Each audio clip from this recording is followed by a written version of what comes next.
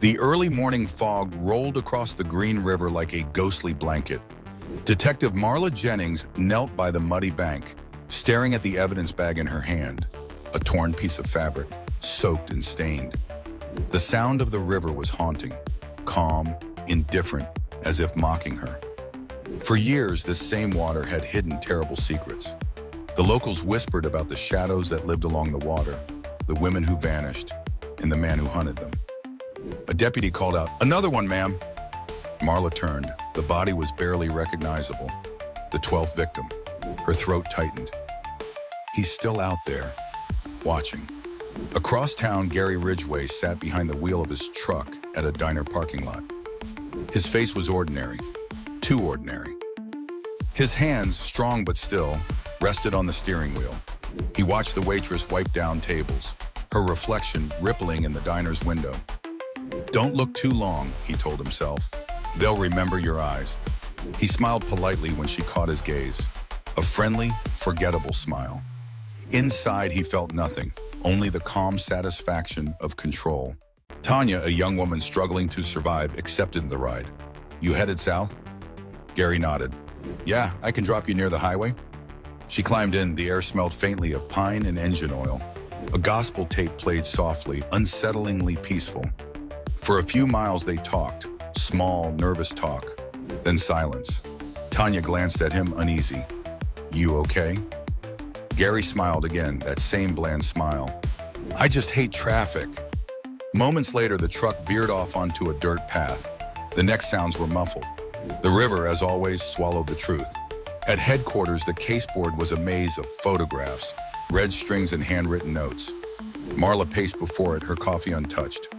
All near the Green River, all women, no clear DNA, no consistent time gap. He's disciplined. Her partner, Detective Marla, sighed. "He disappears after every kill. It's like he's invisible." Marla tapped a photo, a blurry image of a man in a pickup truck. Not invisible, just ordinary enough to blend in. She looked again at the river map. A shiver ran down her spine. He's hiding in plain sight. Months later, Marla devised a plan. Undercover officers posed as potential victims along known dump sites. Hidden cameras, silent radios, everything prepared. Night fell. A truck slowed near the riverbank. Marla's heart raced. "It's him," she whispered into her mic. But the driver was a decoy, a fisherman. Disappointment washed over her. As she turned to leave, a voice came from behind. "You shouldn't be out here alone, Piao." She spun around. A man, calm, unthreatening, holding a flashlight. Gary Ridgway. He smiled as always. And for a moment, she felt foolish for fearing him. That was his gift, the face of trust. Years passed. Victims kept turning up. Gary kept blending in, volunteering, working, marrying again. Until one routine interview, his truck was flagged. DNA testing had improved. Marla, now older, sat in the interrogation room when the results arrived. "Match confirmed," the lab tech said. She didn't speak, just stared at the man across from her. Now older, heavier, eyes hollow but still calm. "Why?" she finally asked. Gary shrugged. "They couldn't help themselves. And I couldn't help myself either." Her stomach turned. "You hunted them like animals." He smiled faintly. "No, I cared for them. I wanted them to be clean, pure, before I let them go." Gary confessed to killing more than 70 women.